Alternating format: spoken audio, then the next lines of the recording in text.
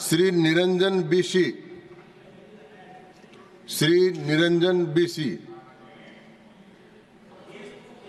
अनुपस्थित। श्री प्रोफेसर मनोज कुमार झा। शुक्रिया माननीय सभापति महोदय। थोड़ा हट करूंगा वक्त के लिए, लेकिन आखिर में अभी चालू तो करिए हुजूर। सर, माननीय सभापति महोदय, अच्छा है हम सब संविधान पे बात कर रहे हैं। उस सदन में भी हुई, इस सदन में भी तमाम साथियों ने संविधान पे बात की। अपना अपना दायरा है, अपनी अपनी सोच है, अपनी अपनी प्राथमिकताएं हैं, लेकिन महत्वपूर्ण ये है कि हमने संविधान पे बात की। कई ओहदेदार लोग दूसरे स्तंभ के, वो तो ईश्वर से बात करने लगे हैं। भगवान को कितना काम है, किसी की नौकरी लगवानी है, किसी की शादी करवानी है, किसी को चुनाव जितवाना है, तो किसकी पर्ची निकलेगी, किसकी अर्जी लगेगी। तो अच्छा है कि हम संविधान के दायरे में बात कर रहे हैं। माननीय सभापति महोदय, नेहरू जी पर बहुत चर्चा होती है। जब से इस संसद में आया हूं, और मैं इस नई सरकार के बाद ही सदन में आया हूं, बचपन में सोचा करता था पार्लियामेंट पहुंचूंगा, लेकिन आज एक कन्फेशन करता हूं, हमेशा अपने को विपक्ष में देखता था, तो विपक्ष में ही हूं। तो सर ऐसा है, मैंने कई दफा कहा है, 14 का चुनाव, 19 का चुनाव, 24 का चुनाव जवाहरलाल नेहरू नहीं हारे हैं, विपक्ष हारा है, कांग्रेस हारी है। 100 साल आप चुनाव जीतेंगे, लेकिन नेहरू को फिर भी वहां खड़ा पाएंगे, क्योंकि अथॉरिटेरियनिज्म के खिलाफ, पार्लियामेंट्री डेमोक्रेसी के प्रतीक हैं नेहरू। वो ढाल हैं, वो रक्षा कवच हैं। और मैं आपको बताऊं, हमारे नड्डा साहब ने जेपी का उद्धृत किया, और मुझे अच्छा लगा कि जयप्रकाश जी ने जब इंदिरा जी को, वो इंदू लिखा करते थे, जब चिट्ठियां लिखी ना इमरजेंसी के दौरान, तो नेहरू को इन्वोक किया। I am writing to you in the name of your father Jawaharlal Nehru. वो ऐसे व्यक्ति थे, जब उनकी आलोचना नहीं होती थी तो छद्म नाम से अपनी आलोचना स्वयं करते थे।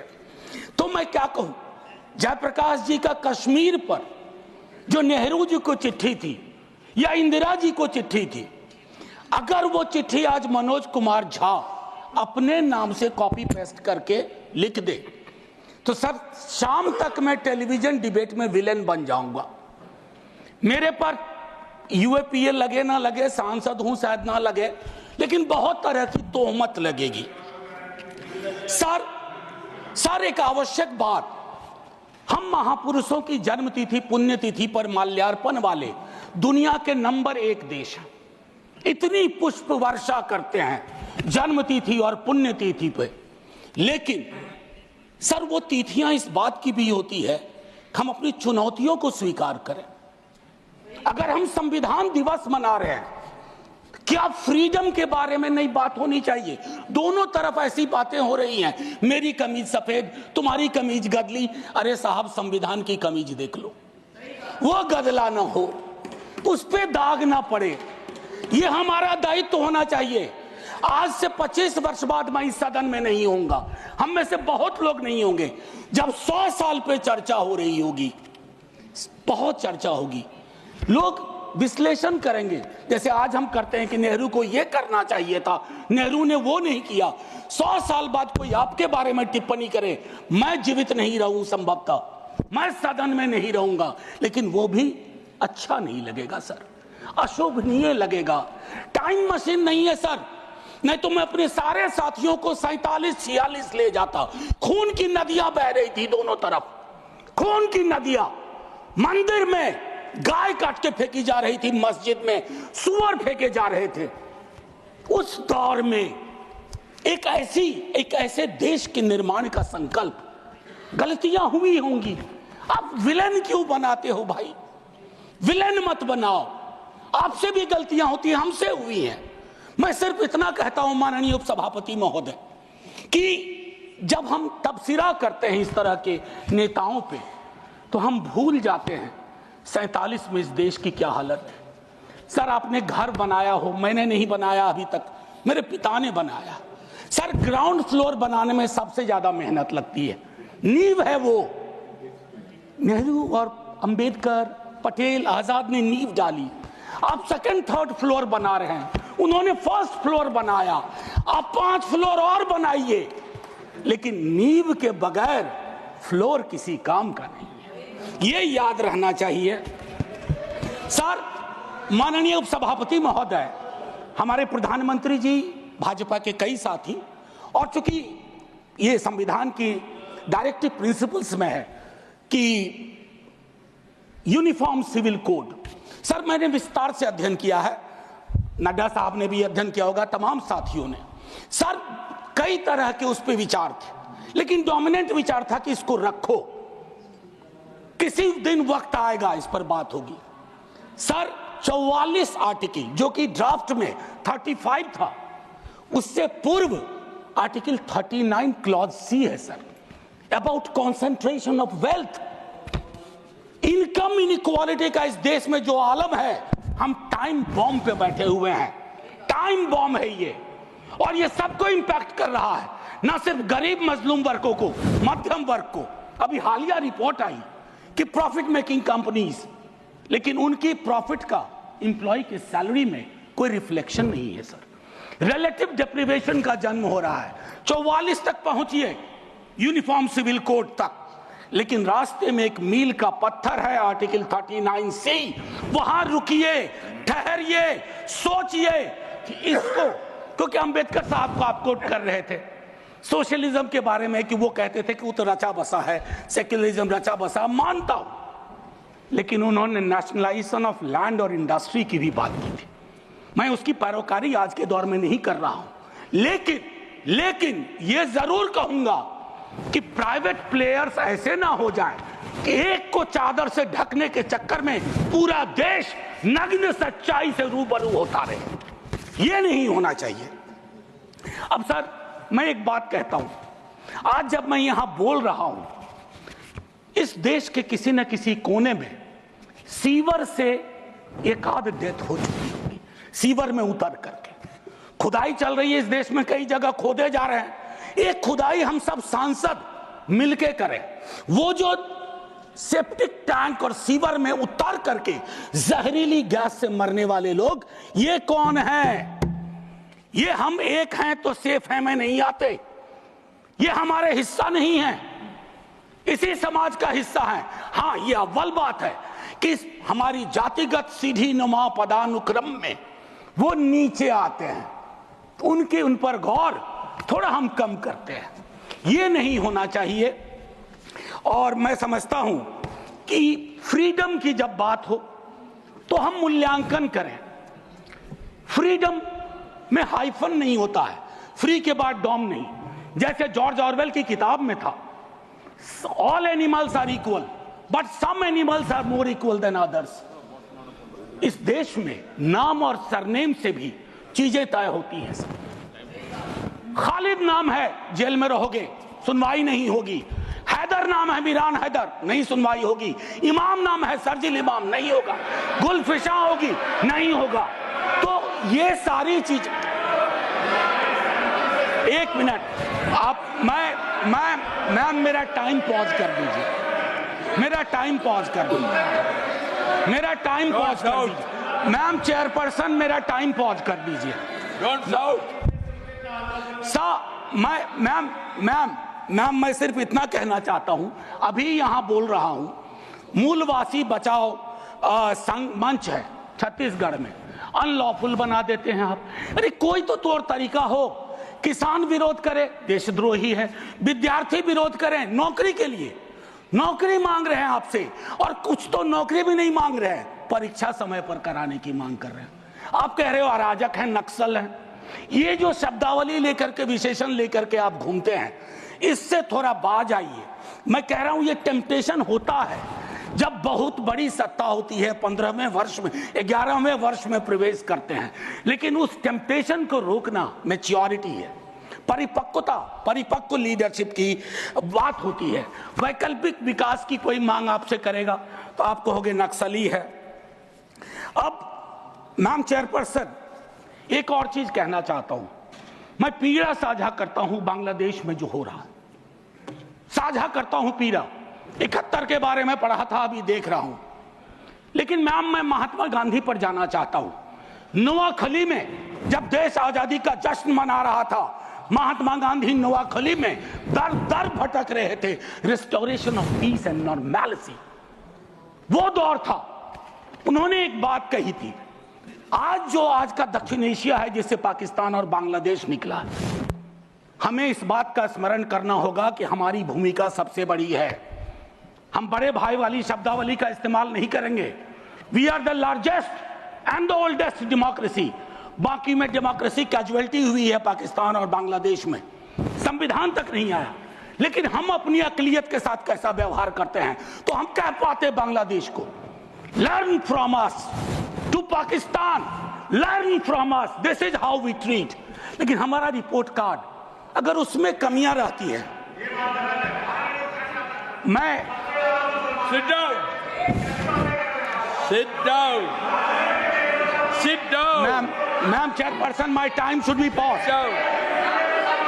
My time should be paused. My time should be paused. My time should be paused. Honorable members. Ma'am एक चीज मैं एक चीज कहना चाहता हूं। अंबेडकर साहब को कोट किया गया, अंबेडकर साहब को कोट किया गया। और एक मिनट, किसी की भावना आहत हुई है तो मैं वापस लेता हूं। It is primarily a mode of, सुनिए, it is primarily a mode of associated living. Democracy is not simply a form of living, form of government. Associated living, कितना इसको अपने जीवन में उतार पाए। ऑफ कॉन्जॉइंट कम्युनिकेटेड एक्सपीरियंस, कितना उतार पाए। जातिगत जनगणना की जब बात होती है तो बट जाते हैं हम। क्यों बट जाते हैं भाई? वर्गीकरण की बात होती है, बिना जनगणना के वर्गीकरण कैसा? एनएफएस के माध्यम से एक नई रवायत का जन्म हो गया है।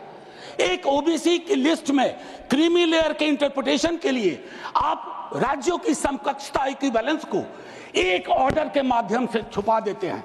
आपका दोष नहीं भी दूंगा, कहूंगा कि अधिकारी वर्ग के अंदर अभी भी वो मानस है कि वो रिप्रेजेंटेशन से परेशान होता है, चिढ़ता है, उसको लगता है ये यहां कहां आ गए। अभी बिहार में सर्वेक्षण हुआ, कई लोगों ने कहा हम तो इतने कम नहीं हो सकते। विजिबिलिटी और न्यूमेरिकल स्ट्रेंथ में फर्क होता है। विजिबल आप इसलिए अपने को समझते हैं ज्यादा कि आप न्यायालय में हैं, आप विद्यालय में हैं, आप सड़क पे हैं, आप चौक पे हैं, आप चौराहे में हैं, तो आपको लगता हम तो बहुत, हमें कम क्यों दिखाया गया? उसके इस रिश्ते को हम सबको समझना होगा मैम चेयरपर्सन।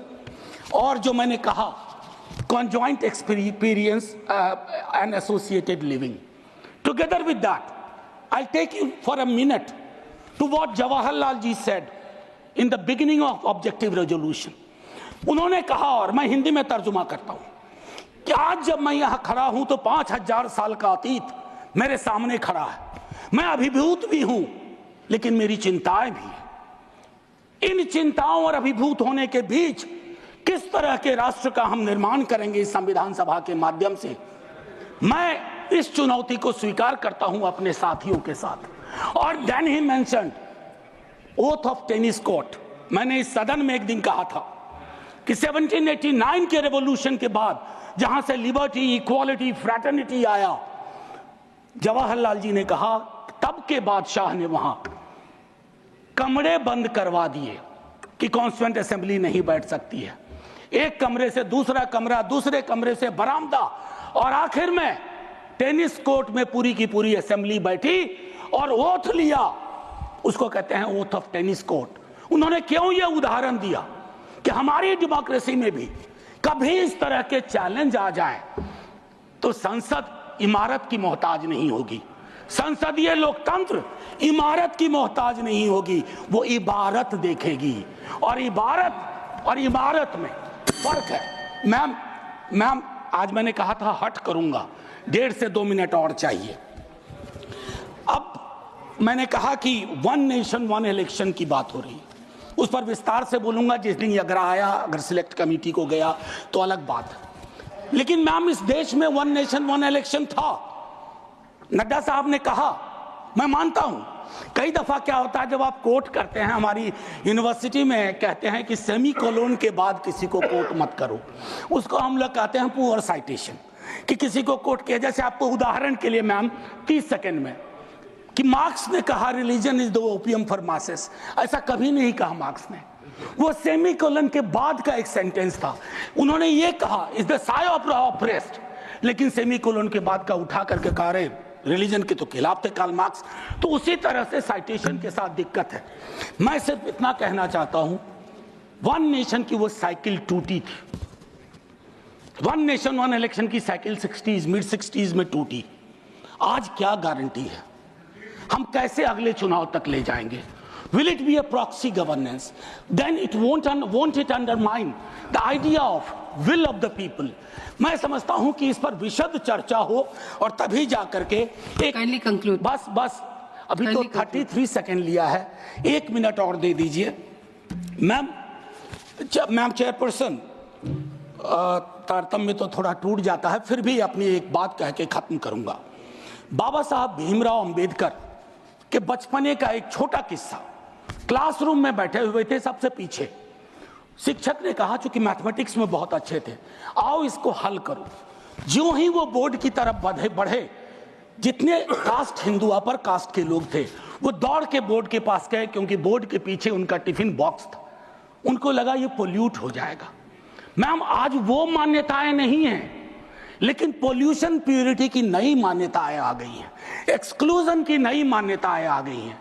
और आखिरी में ऑस्विज एक जगह थी पोलैंड में, जहां जिसको सिर्फ गैस चैम्बर से मत समझिए, ऑस्विज के बनने में सालों की नफरत और घृणा थी, जिसका अंजाम ना सिर्फ जर्मनी में भुगता गया, पूरी दुनिया ने। तो ये नफरत घृणा, इस पर लगाम लगे ना तो हर मोहल्ले में ऑस्विज होगा। और आखिर में मैम, मैं आज जद पे अगर हूं, निशाने पे, मैं आज जद पे अगर हूं तो बदगुमा न हो, चिराग सबके बुझेंगे, ऐसी हवा किसी की नहीं होती। शुक्रिया मैम, जय हिंद। Shri Abdul